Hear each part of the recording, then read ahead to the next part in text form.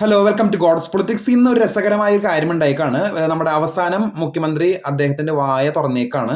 എന്ന് വെച്ചാൽ പിണറായി വിജയന്റെ ഈ വീട്ടിലുണ്ടായ ഇ ഡി റെയ്ഡിനെ സംബന്ധിച്ച് അദ്ദേഹം പറഞ്ഞത് ഇങ്ങനെയാണ്.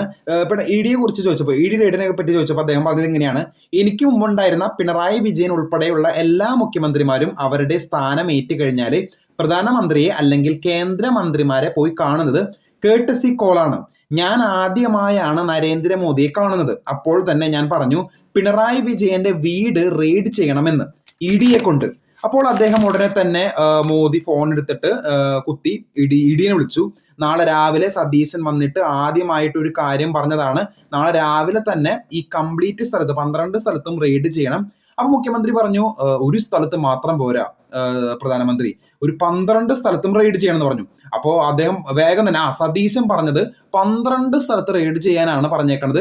അങ്ങനെ 12 സ്ഥലത്തും റെയ്ഡ് ചെയ്യണമെന്ന് നമ്മുടെ പ്രധാനമന്ത്രി ഇ ഡിനെ വിളിച്ച് പറഞ്ഞു എന്ന് പരിഹസിച്ചുകൊണ്ടാണ് മുഖ്യമന്ത്രി ആ ഒരു ചോദ്യത്തിന് മറുപടി നൽകിയത്. പിണറായി വിജയൻ ഒരിക്കലും ഇങ്ങനെ ഒരു സ്റ്റേറ്റ്മെന്റ് പറയില്ല എന്ന് അദ്ദേഹം കൂട്ടിച്ചേർത്തു. അപ്പൊ ഇതാണ് മുഖ്യമന്ത്രിയുടെ ആ ഒരു ഇ ഡി റെയ്ഡിനെ പറ്റിയിട്ടുള്ള സംഭാഷണം എന്ന് പറയുന്നത്.